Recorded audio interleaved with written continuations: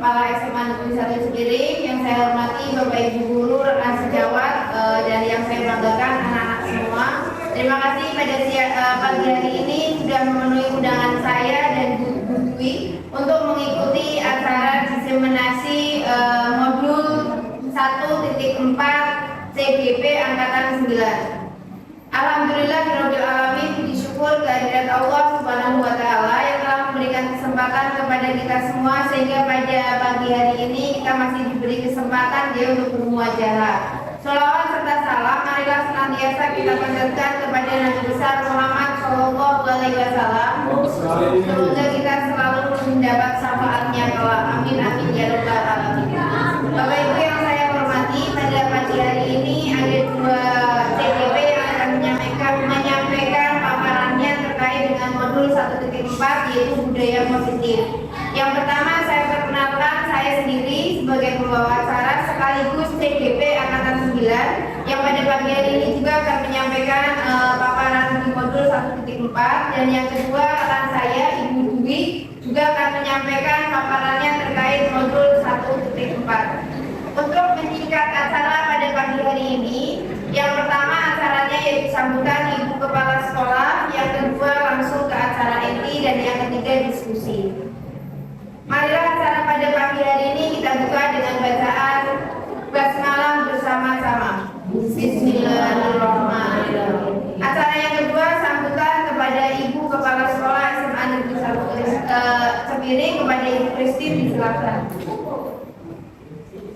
Terima kasih Bu Bos dan Universitas Indonesia, Ibu Bapak yang saya hormati, beserta kegiatan diseminasi budaya positif sebagai aksi nyata dari CGP dalam mengerjakan tugas modul 1.4.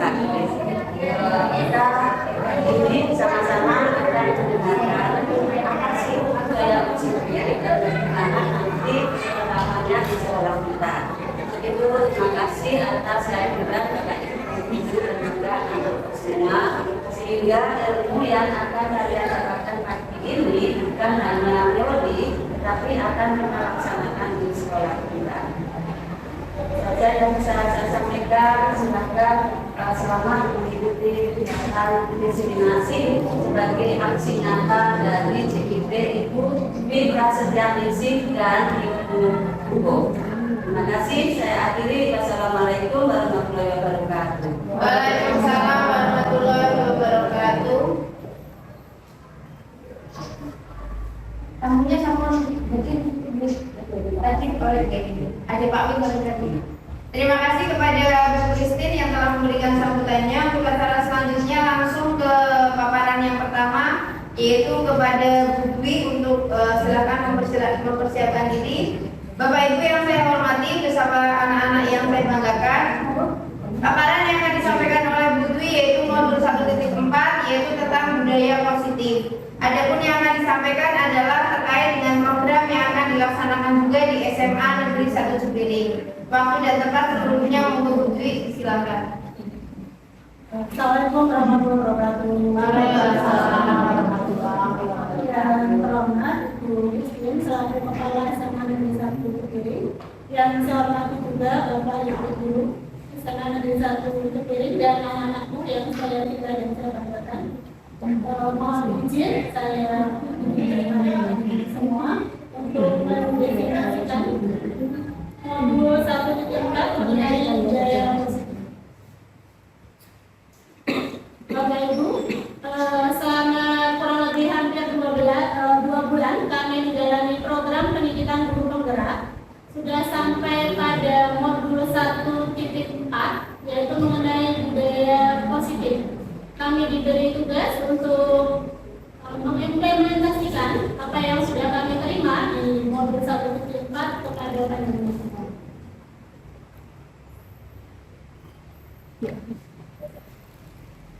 Di profil saya sebagai calon guru penggerak angkatan 9, dalam pelatihan tersebut saya didampingi oleh pengajar praktik saya yaitu Bapak Hartarto, SPD MPD, dengan fasilitator Ibu Sri Rahayu, SPD.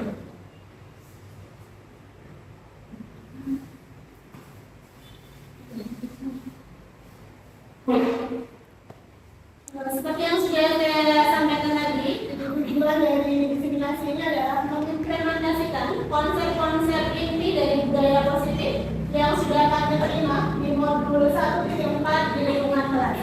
Kemudian juga membagikan pemahaman dan pengalaman dalam menerapkannya kepada teman-teman juga. Bapak Ibu, sebelum masuk ke budaya positif, saya ingin menyampaikan sedikit mengenai perubahan paradigma belajar menurut Ki-Hajar Dewantoro. Pendidikan menurut Ki-Hajar Dewantoro itu berbeda dengan pengajaran. Pengajaran adalah bagian dari pendidikan. Menurut Ki-Hajar Dewantoro, pendidikan adalah proses di mana anak dituntut untuk mencapai kebahagiaan dan keselamatan setinggi-tingginya, baik sebagai individu maupun sebagai anggota masyarakat. Jadi guru di sini adalah sebagai pamong atau sebagai fasilitator saja. Pendidikan yang terjadi diharapkan adalah pendidikan yang berpihak pada murid, tidak lagi pendidikan yang berpusat pada guru. Kemudian selanjutnya di pernyataan ini Bapak Ibu, yang nomor 1, bagaimana apakah Bapak Ibu setuju jika pemberian hukuman dengan hal positif seperti membaca atau membersihkan halaman sekolah dapat meningkatkan disiplin? Kira-kira bagaimana? Ada yang memberikan pendapatnya? Mohon monggo. Saya tidak setuju karena tidak apapun berupa hukuman itu tidak akan menyelesaikan. Di sini permasalahan disiplin ya. Mungkin saat itu anak itu disiplin tapi akan meninggalkan bekas yang lain. Oh begitu. Ya, jadi saya tidak setuju. Kalau hukuman kalau itu sifatnya pasti sudah setuju ya. Oke, terima kasih. Untuk yang kedua, bagaimana? Adakah yang mau berpendapat? Bapak? Mungkin apakah memberikan perhatian dapat meningkatkan motivasi belajar anak? Setuju alasannya? Alasannya mungkin anak kan ketika kita beri penghargaan kan harus nggak selalu benda ya. Ujian juga perhatian itu dia merasa dihargai, terus besoknya dia mesti saya semangat lagi semangat ya. Bapak Ibu, ini yang akan kita bahas kaitannya dengan disiplin positif yang nanti akan kita coba terapkan di lingkungan kelas. Saya tidak membahasnya dulu, kita langsung masuk saja ke materi berikutnya. Ya, kita akan bahas mengenai perubahan paradigma. Bapak Ibu bisa berpasangan? Misalnya, Bapak mengingat dengan Bapak. Misalnya Bapak Ibu, anak-anak juga boleh ya? Yang ada pasangan silakan.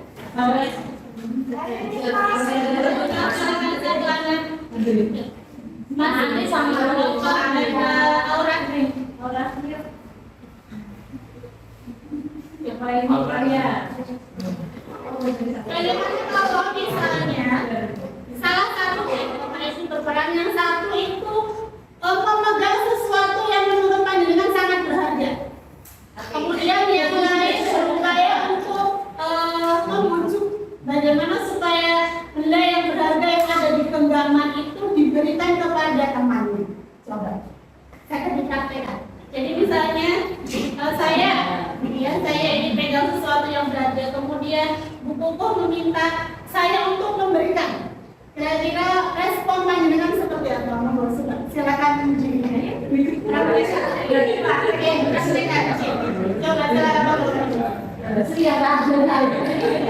Siapa yang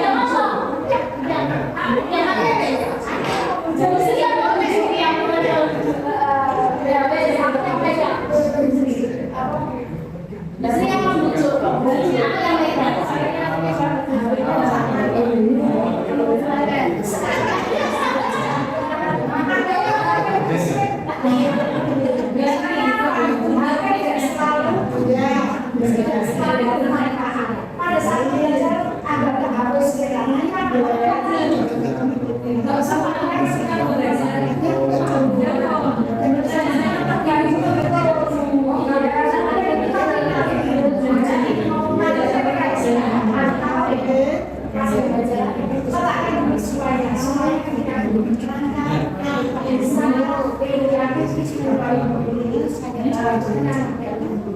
Sampul supaya menjelaskan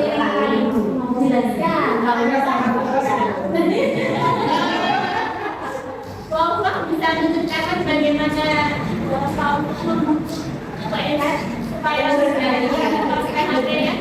Saya mencontohkan ini kejadian ketika saya ngajar di kelas, bahwa ketika saya ngajar semua anak-anak kadang-kadang masuk dengan. Nah saat itulah HP silakan letakkan. Anggap saja HP meskipun itu sangat bermanfaat pada saat mengajar, anggaplah HP itu sehat. Kalau kamu masih pegang HP, berarti kamu berteman dengan sehat. Sehingga semuanya meletakkan. Oke, jadi sebaliknya apakah dengan melepaskan HP-nya? Enggak tadi ya.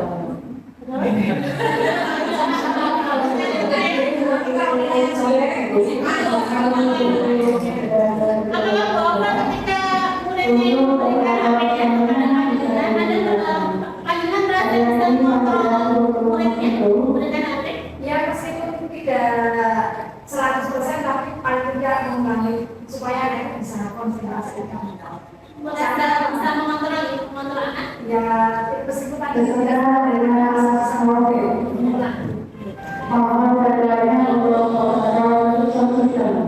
terima kasih. Ini yang ternyata sama saya rasakan juga. Ketika kemudian ada anak yang pegang HP misalnya di kelas, kemudian anak ini cerita dengan sukarela, entah dengan bagaimana dia, alasan dia, kemudian dia menyerahkan HP-nya atau memasukkan HP-nya ke dalam laci itu. Saya sebagai guru terkadang merasa bahwa saya dapat mengontrol murid ini. Ya, saya dapat mengontrol apa yang mereka lakukan. Ternyata ini adalah sesuatu yang ilusi saja. Ada teori kontrol menurut Dr. William Glasser yang menyatakan bahwa guru mengontrol murid itu hanya sekedar ilusi. Walaupun pada saat kita meminta anak misalnya untuk menyerahkan HP-nya diberikan, tapi pada proses pemberian itu sebenarnya kontrolnya tetap di atas. Dia memberikan izin untuk menyerahkan HP-nya. Berbeda kalau kemudian dia tidak memberikan izin, maka HP itu akan tetap di tangannya, kita tidak bisa mengontrol. HP itu tetap di tangan anak, semacam itu. Jadi sebenarnya mengontrol murid itu tidak bisa kita lakukan. Mengontrol orang lain itu tidak bisa kita lakukan. Yang bisa kita lakukan hanyalah mengontrol diri kita dan diri. Kita tidak bisa membuat orang lain mempunyai pandangan yang sama seperti kita. Ternyata seperti itu.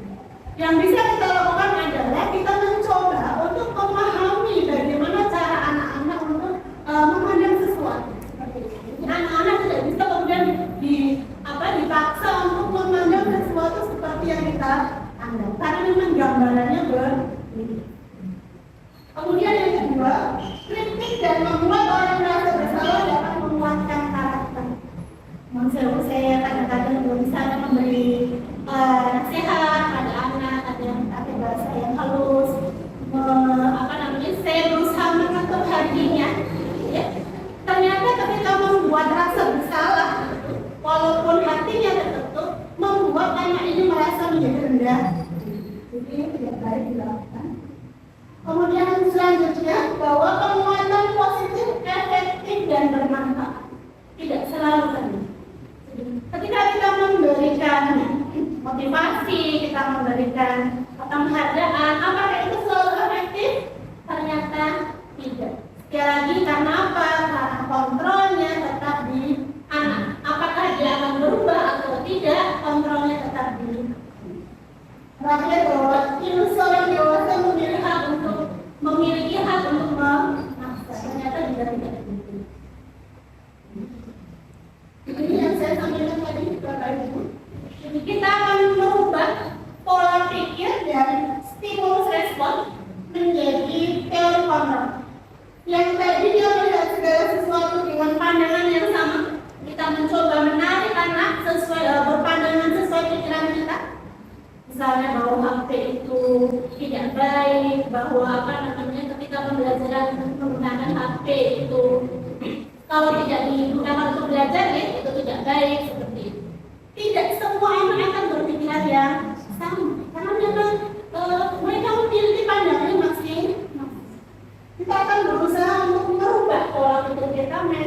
adalah bahwa kita hanya bisa berusaha memahami pandangan orang lain tentang kita berusaha memahami pandangan anak-anak.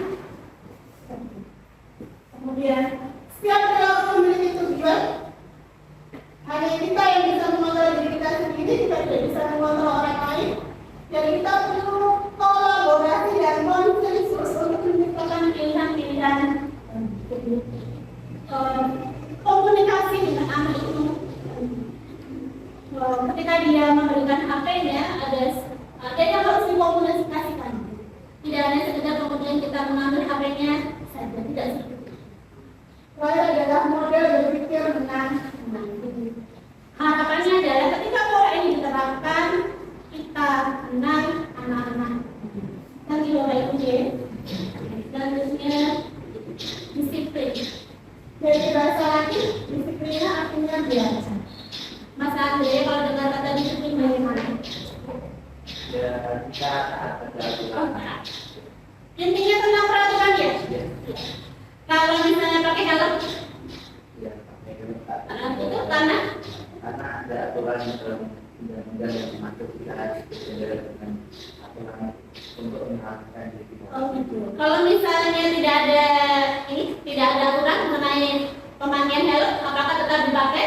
Itu tergantung kesadaran dari masing-masing karena helm itu bisa melindungi kita dari bahaya. Oke. Kalau Mas Andre mau pakai? Pakai. Oh, oke. Jadi ini Bapak Ibu, jadi disiplin itu tidak tentang peraturan. Salah. Ternyata disiplin itu tentang relationship.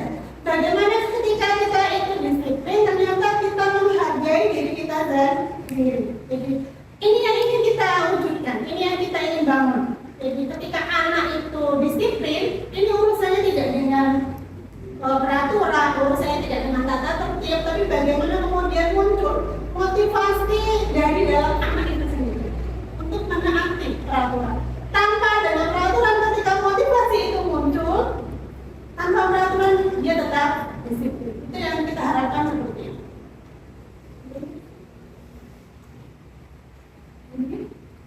Di kita, budaya kita, jadi sudah saya sampaikan, disiplin itu artinya berkaitan dengan kepatuhan. Ada juga yang mau kita inginkan. Ini motivasi manusia Bapak Ibu. Ada 3. Yang pertama adalah menghindari ketidaknyamanan dan hukuman. Kemudian yang kedua mendapat imbalan atau penghargaan. Dan yang ketiga adalah menghargai nilai kebajikan diri sendiri. Kira-kira bagaimana tadi?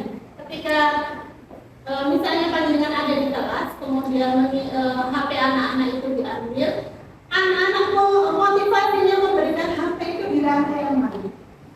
Apakah yang pertama, yang kedua, atau ketiga? Mungkin yang di sini yang mudah aja guys. Ada yang lihat. Oh gitu, menghindari ketidaknyamanan. Ya, kalau misalnya dia itu kan kita merasa resah kalau misalnya HP-nya itu bulan apa atau tidak sampai beberapa hari itu kan benar-benar tidak. Oh betul. Oke, jadi ketika misalnya Mbak Diandra main HP-nya saya ambil, Mbak Diandra menggerakkan HP-nya karena menghindari ketidaknyamanan atau bagaimana? Enggak, tapi waktu ini pengaruhnya itu karena rasa itu. Oh gitu. Kalau Mbak saya bagaimana? Satu juga. Jadi kalau misalnya Mas saya main HP nih, saya main HP. Kemudian Mas Arya, HP-nya saya ambil ya, kamu jangan main HP lagi. Kamu mau memberikannya dengan alasan apa? 1, 2, atau 3? Satu itu pertama karena dari perintahkan kayak harus lakukan itu. Takutnya kalau misal dari kasih kita malah dapat hukuman. Lebih lagi gitu. Ya, kalau kita Oke. Ini Bapak Ibu yang terjadi dengan anak-anak kita, ternyata disiplinnya masih dengan motivasi yang pertama. Ya. Tapi memang demikian deh. Saya sendiri merasakan anak-anak ketika kita ini misalkan ada yang tidak pas, kemudian kita melakukan sesuatu, mereka melakukan sesuatu masih dirana untuk menghindari ketidaknyamanan. Entah itu supaya tidak dimarahi gurunya, entah itu supaya udahlah daripada nanti berpanjang-panjang. Padahal harapannya apakah di situ? Tidak. Bapak Ibu, jadi harapannya adalah bagaimana anak ini melakukan ini secara sadar. Dia menghargai nilai kebaikan di dalam dirinya sendiri. Bahwa ketika saya menggunakan HP pada saat pembelajaran, ternyata HP ini banyak mudorotnya daripada mudahmu, kecuali kalau diminta untuk menggunakan HP. Kira-kira begitu ya? Ini kebutuhan dasar manusia Bapak Ibu. Kita punya 5 kebutuhan dasar. Pertama itu penguasaan, kesenangan, kasih sayang dan rasa diterima serta kebebasan. Kebutuhan ini ternyata yang melandasi motivasi orang untuk melakukan sesuatu. Pasti ada alasan mengapa orang itu melakukan sesuatu berkaitan dengan kebutuhan dasar dari manusia.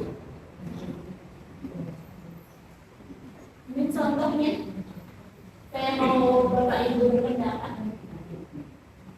Dia seorang yang kasih SD.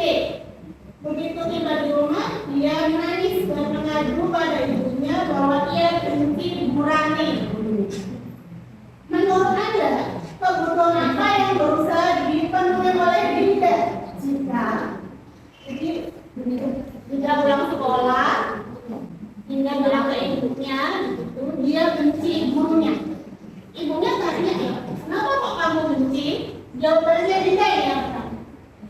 Ibu guru bilang, aku tidak boleh bersenandung sewaktu mengerjakan tugas.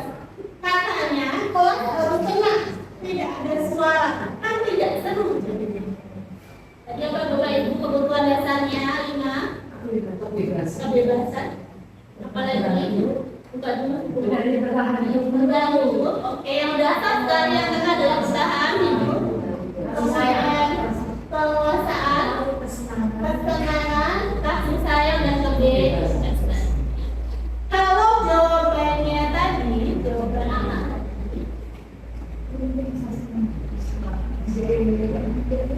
Aku tidak boleh bersenandung.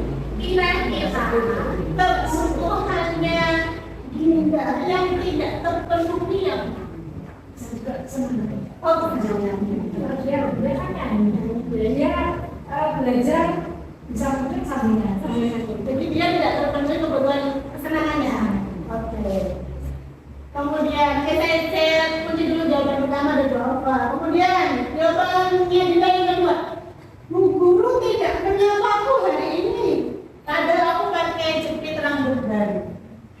Jadi dia marah karena jepit rambutnya baru tapi dicuekin.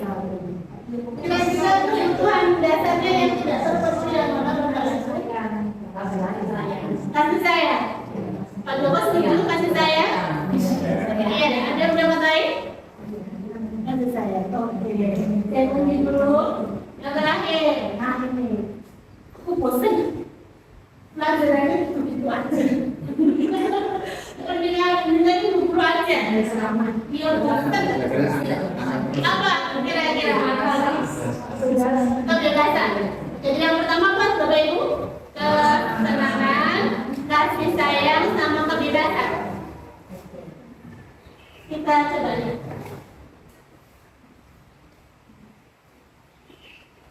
Betul sekali Bapak Ibu, ternyata pandangan luar biasa sekali.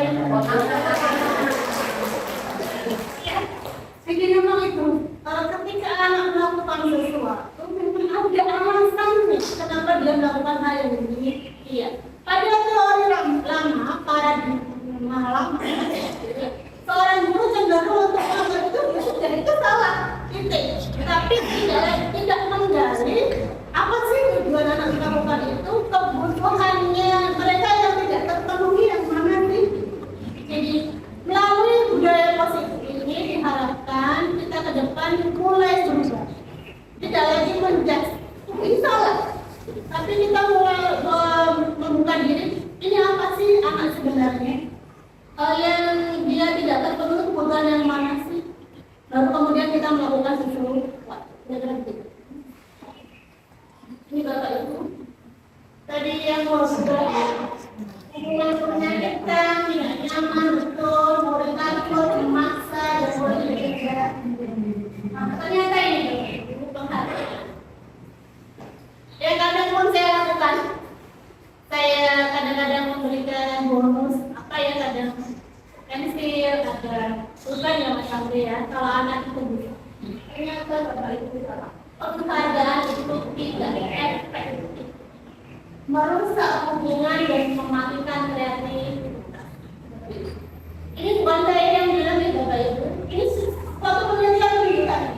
Jadi kenapa kok penghargaan itu tidak efektif? Karena jangkanya hanya pendek. Ketika saya memberikan misalnya Mas Andre, kalau kamu nanti mengerjakan yang bagus, saya kasih pulpen.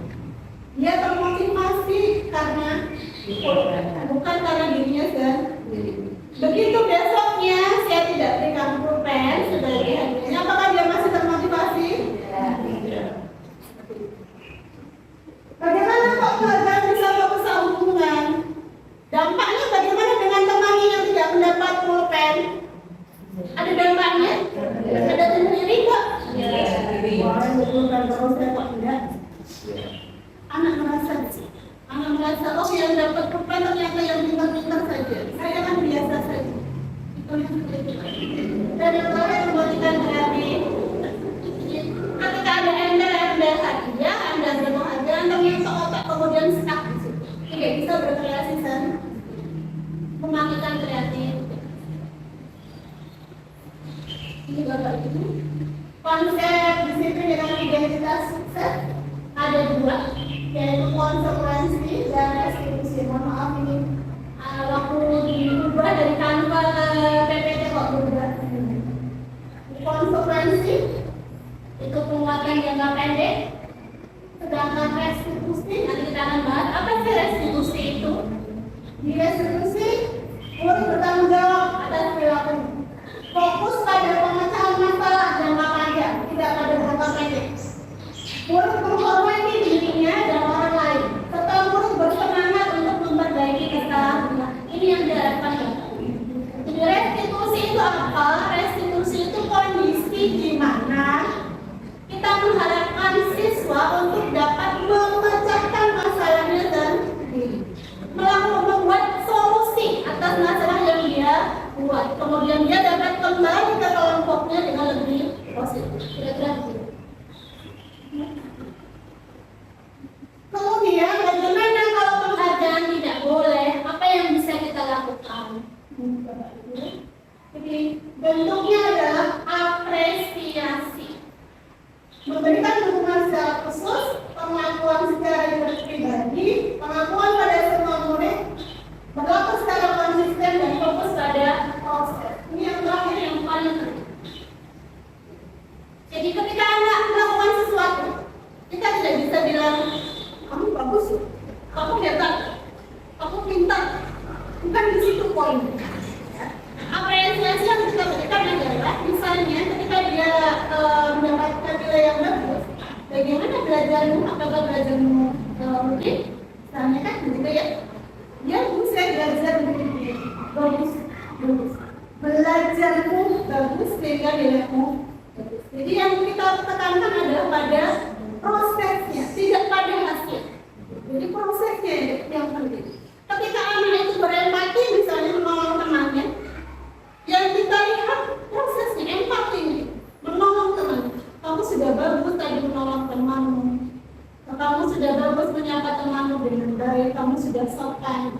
Jadi itu yang kita butuh, prosesnya kita. Dan itu dilakukan secara menyeluruh. Tidak ada satu dua anak yang menonjol di kelas, tidak. Tapi pada semua anak. Penguatan apresiasi itu diberikan pada semua anak. Ini dia berikan situasinya.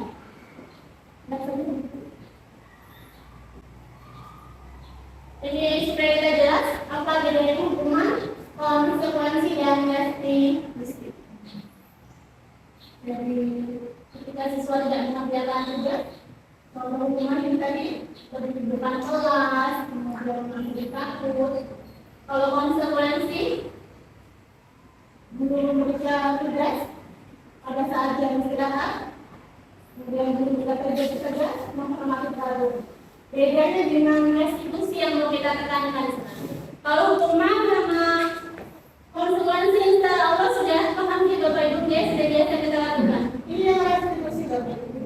Jadi harapannya adalah ketika kita melakukan restitusi, anak mencari sendiri solusi dari kesalahan. Nah, ini kan keyakinan kelasnya, kemudian guru itu menjadi anak supaya dia dapat mencari solusinya sendiri. Kira-kira seperti itu.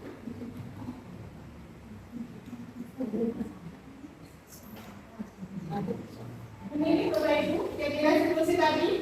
Kondisi untuk memperbaiki kesalahan sehingga mereka bisa kembali pada kelompoknya dengan karakter yang lebih kuat.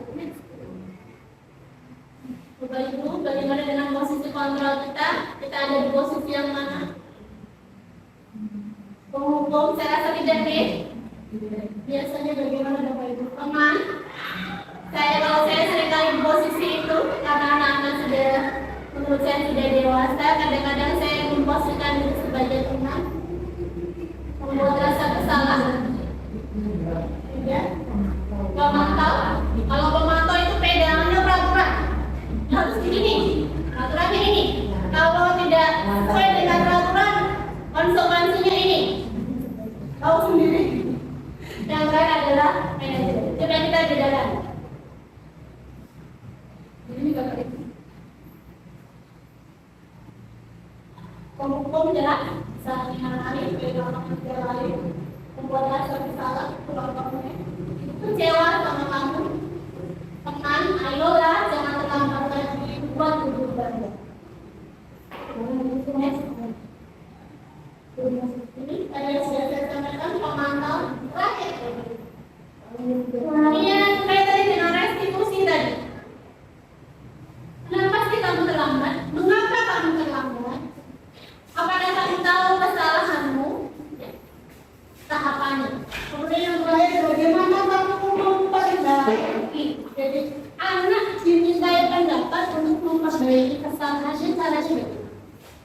Kalau selama ini ya sudah, ini kamu harus lakukan sendiri. Kamu harus lihat kanan misalnya, kamu harus mengerjakan lagi, sudah.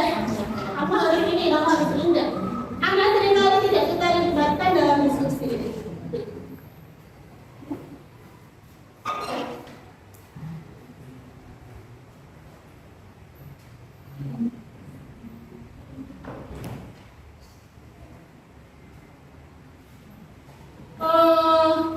Yang ingin kita bangun adalah bagaimana membuat keyakinan dalam kelas.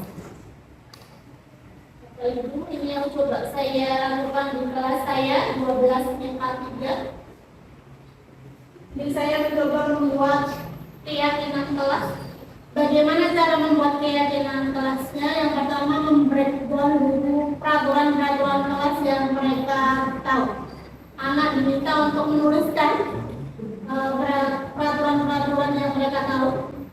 Kemudian saya ditempelkan di depan kelas seperti itu peraturannya.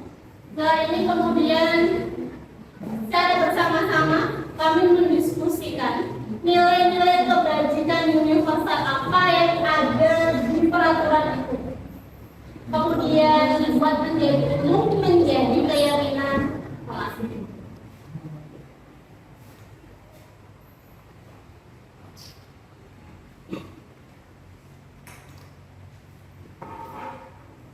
Membedakan ya Bapak Ibu ya. Ya Bapak kelihatan ya.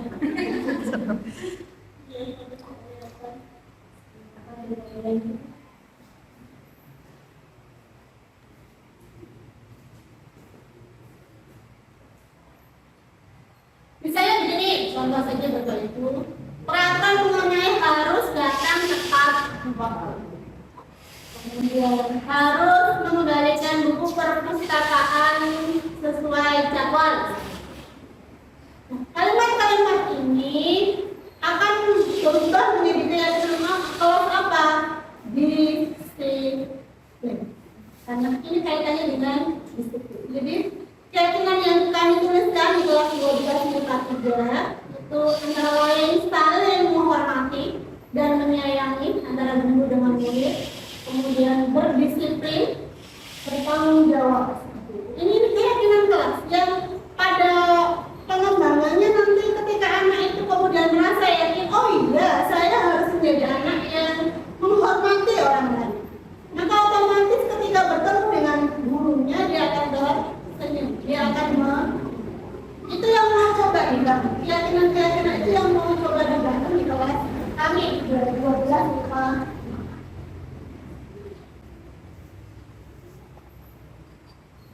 Di sini juga institusi tahapan-tahapannya adalah menstabilkan identitas, validasi kesalahan, dan menanyakan kayak ini tadi ini ya Bapak Ibu. Ketika kita berlaku sebagai manajer, kita menerapkan segitiga restitusi. Mengapa kamu terlambat? Apakah kamu tahu kesalahanmu? Bagaimana kamu memperbaiki kesalahan ini? Itu adalah pertanyaan-pertanyaan yang mengarah pada menstabilkan identitas. Kenapa sih anak melakukan kesalahan? Kemudian validasi kesalahan. Misalnya kalimat seperti semua orang bisa membuat salah, guru juga bisa berbuat salah. Tapi ayo kita perbaiki bersama. Kemudian menanyakan keyakinan, apa sih yang kamu langgar dari keyakinan kelas kita?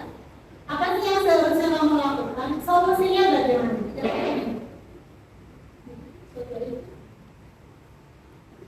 Kemudian ini yang terakhir Bapak Ibu, rencana untuk program disiplin positif dari kami berenam mencoba untuk menjabarkan disiplin positif yang sudah ada. Jadi disiplin positif itu sekali lagi adalah perwujudan nilai-nilai kebajikan universal yang diterapkan di sekolah. Kita sudah menerapkan Bapak Ibu dengan melakukan pembiasaan-pembiasaan baik di sekolah.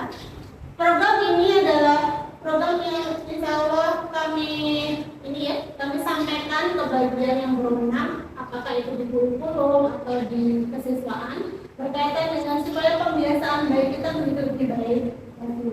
Untuk sosialisasi disiplin positif ini sudah kita lakukan. Kemudian pembuatan keyakinan kelas juga sudah saya terapkan di sekolah kelas kami. Ini yang ketiga Bapak Ibu adalah meningkatkan gerakan literasi sekolah. Kalau biasanya kita setiap GRS pagi menuliskan anak menuliskan ya di pagi hari 15 menit. Harapannya nanti meningkat lagi, tidak hanya seperti ini. Kami mencoba untuk membuat disiplin positif yang baru. Bagaimana kalau kemudian tidak sekedar hanya menuliskan, tapi membuat resensi dari buku yang dibaca. Jadi anak diminta untuk membaca satu buku, satu semester satu buku saja. Kemudian dibuat resensinya di folio atau di kertas, kemudian kita jilid dalam satu kapas. Kemudian yang kedua adalah Jumat potensi justi. Anak-anak kita punya potensi yang baik. Harapannya ketika itu disalurkan melalui program Jumat potensi di tiap kelas, anak-anak bisa berpuisi, anak-anak bisa menyanyi pada saat Jumat. Harapannya ketika anak melakukan literasi, guru pun membuka PMM. Jadi ketika 15 menit di literasi, kita 15 menitnya ngapain? Caranya adalah membuka platform Merdeka Mengajar. Harapannya seperti itu. Jadi ke depan kita menjadi lebih baik. Kira-kira itu dari saya Bapak Ibu, mohon maaf sekali banyak kekurangan deh. Nanti akan berdiskusi. Terima kasih dari saya. Ini wassalamualaikum warahmatullahi wabarakatuh. Terima kasih Bapak Ibu, anak-anak. Demikian paparan diseminasinya BPG. Saya buka sesi diskusi. Monggo Bapak Ibu yang ingin menanggapi atau bertanya boleh tentang budaya positif yang tadi sudah dijabarkan oleh Ibu. Mungkin itu sudah biasa kita lakukan Bapak Ibu, cuman teorinya baru kita dengar mungkin seperti itu. Saya pun seperti itu ketika sudah melakukan tapi baru mendengar teorinya. Jadi Bapak Ibu monggo silakan yang mau bertanya atau berpendapat Monggo Bu Auka. Waalaikumsalam warahmatullahi wabarakatuh. Iya kayak sekaligus sebenarnya sekalian di materinya saya kira berkaitan dengan budaya positif yang terdapat ini yang harusnya yang anak-anak dalam satu semester disuruh baca buku, bikin resensi. Ya, itu peningkatan literasi ya. Terus begitu, misalnya itu dilakukan. Ini hanya tanggapan saya ya, dilakukan. Ini kan belum dilakukan dalam satu semester. Setiap anak semuanya baca buku apa saja diberi, terserah. Kemudian setelah satu semester dia disuruh buat resensi. Jadi membacanya itu kan bertahap sampai bulan sampai selesai satu buku, terus bikin resensi.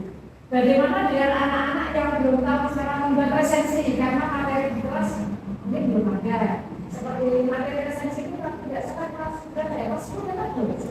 Kelas 11. Baru kelas 11 saya kemarin saya lihat anak kelas 11. Nah itu bagaimana dengan anak-anak yang belum tahu caranya bikin resensi itu. Terus yang kedua, misalnya disuruh bikin resensi, resensi itu kan gampang. Kita lihat di beberapa resensi kan akan muncul resensinya. Bagaimana dengan seperti itu? Terus yang ini ada yang beda, ini itu untuk untuk tidak sebenarnya langsung kerja itu tidak itu selesai.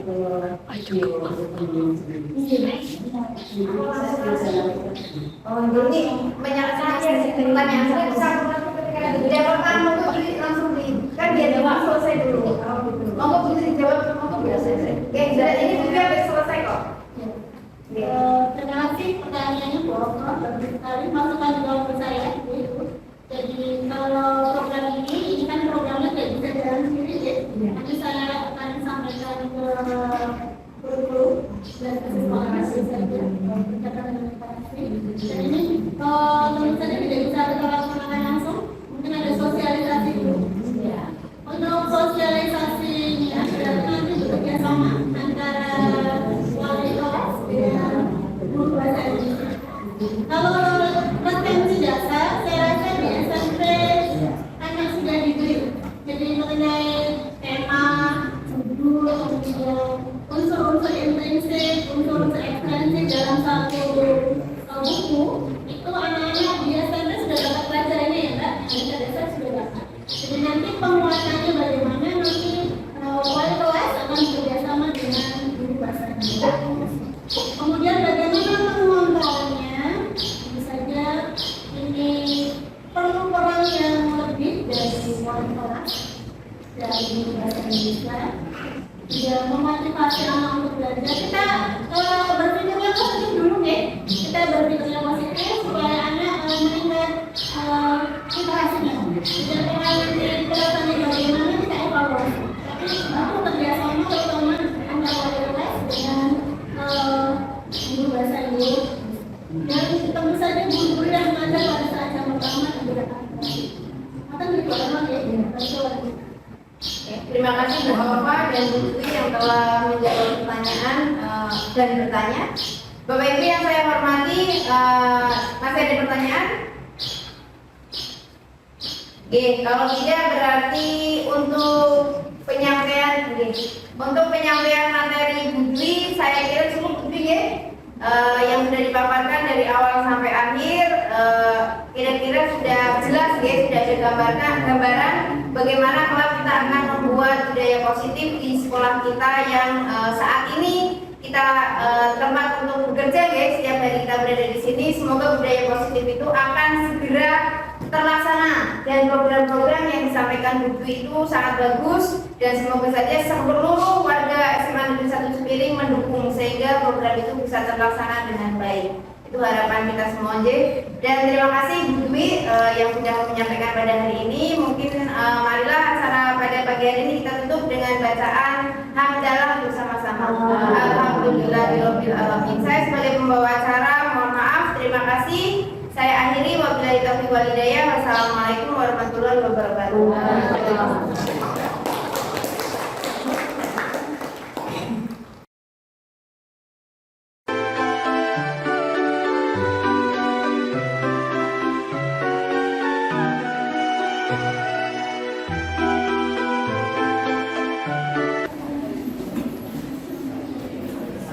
Assalamualaikum warahmatullahi wabarakatuh.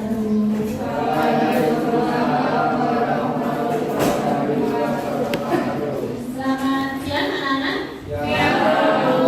Gimana sehat-sehat semua hari ini? Masih semangat? SMA Negeri 1 Cibiring?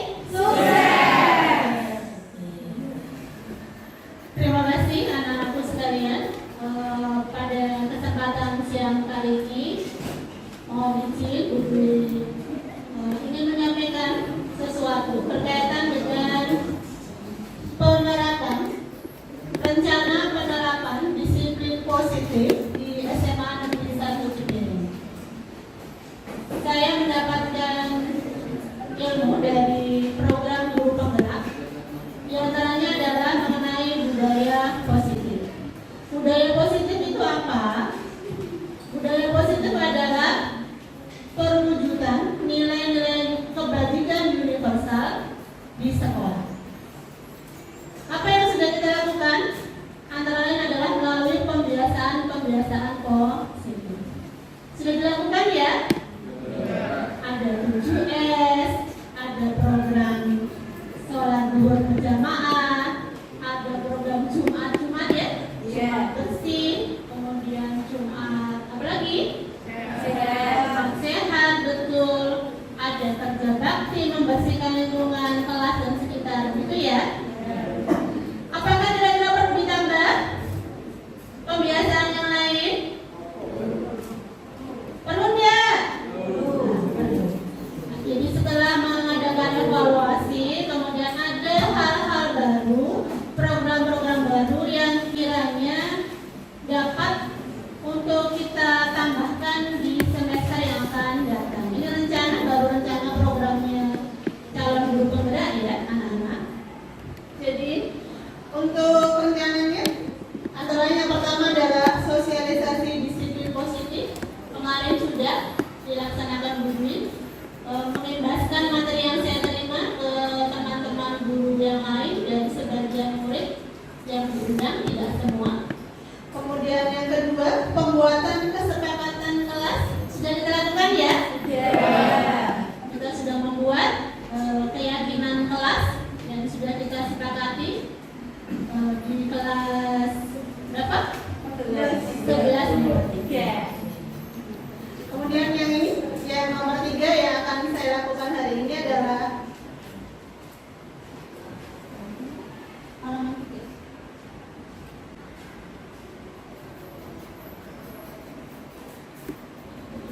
ini peningkatan gerakan literasi sekolah.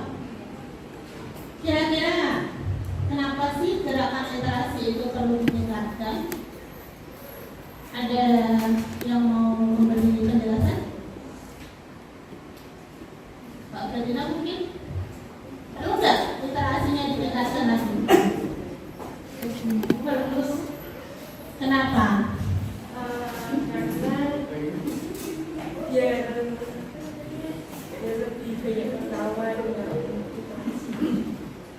Literasi dan numerasi itu adalah kemampuan dasar yang harus dimiliki oleh setiap siswa. Jadi gerakan literasi kita yang di awal 15 menit sebelum pembelajaran ya, apakah sudah efektif untuk meningkatkan literasi? Efektif belum?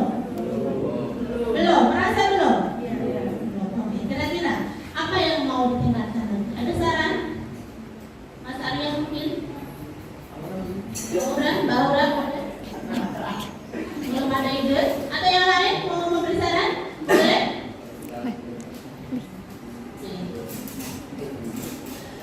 Jadi belum ada ide atau enggak apa-apa. Jadi begini, setelah mengadakan evaluasi seperti yang pernah disampaikan oleh Bu Lia ketika di upacara ya, amanat upacara itu,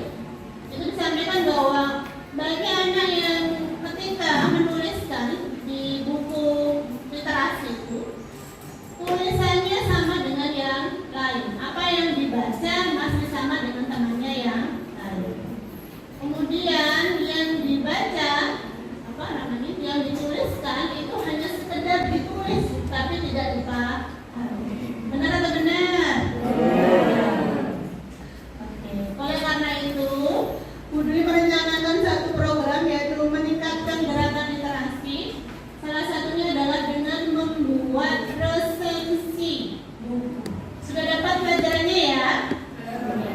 Jadi resensi buku ini rencananya nanti insya Allah di semester depan literasinya tidak hanya membaca di 15 menit awal, kemudian kamu tuliskan sudah selesai, tidak hanya itu, tapi kalian akan membuat resensi buku yang dibaca selama 1 semester.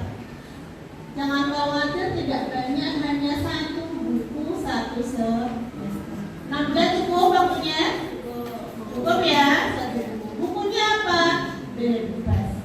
Boleh fiksi, boleh non fiksi. Silakan membuat resensinya. Resensinya ditulis ya, tidak diketik. Saya khawatir copy paste, tapi ditulis. Kemudian nanti akan dijilid dalam satu jilidan menjadi resensi kelas 11 MIPA. Dipahami? Nanti teknisnya seperti apa, dengan sosialisasi dulu ya. Teknisnya seperti apa, nanti Bu Dwi akan bekerja sama dengan bagian kurikulum dan kesiswaan serta dengan wali kelas, juga guru bahasa Indonesia. Kira-kira seperti itu ya. Ada yang mungkin mau ditanyakan? Resensi tahu? Apa coba? Ada yang mau jawab? Mas atau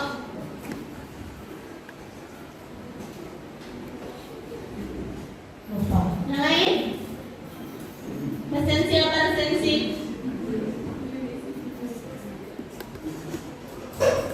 Resensi itu kayak menjadi isi buku, kita mencari tahu tentang kelemahan dan kelebihan dari buku tersebut. Ketika membuat resensi, kamu akan mengetahui temanya ya. Tulis temanya apa, judulnya apa, pengarangnya siapa, penerbitnya dari mana, gitu ya. Kemudian ada sinopsisnya, tokohnya siapa, gitu ya. Ada latar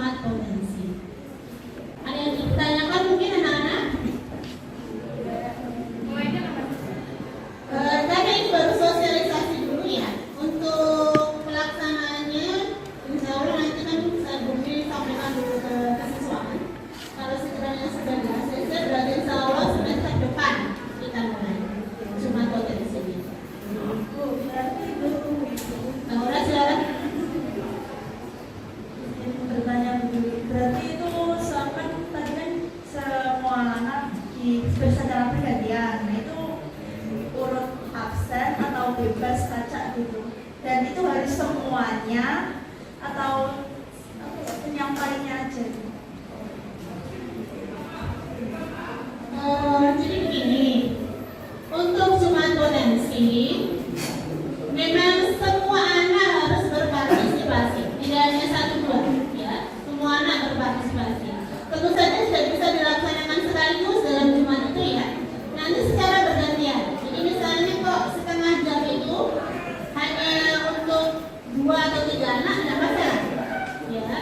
Mau maju dulu, kalau ada anak ibu saya mau maju hari ini boleh, atau mau urut absen juga boleh, tergantung bagaimana kesepakatanmu dengan wali kelas. Oh, ada bu saya mau maju duluan, tidak apa-apa, tidak masalah. Tapi semua anak terlibat, itu ya. Jadi tidak hanya anak-anak itu saja yang maju, tidak, semua anak terlibat. Kalau selama ini biasanya di P5, ya di P5 kan biasanya yang ada yang maju, tapi kan ada yang dibalik layar, gitu ya. Semua berperan, cuma ada yang dibalik layar. Kalau ini semua anak harus berperan, tidak hanya dibalik layar. Seperti itu. Terus itu. Jadi semua menunjukkan potensi. Ada lagi yang mau ditanyakan mungkin?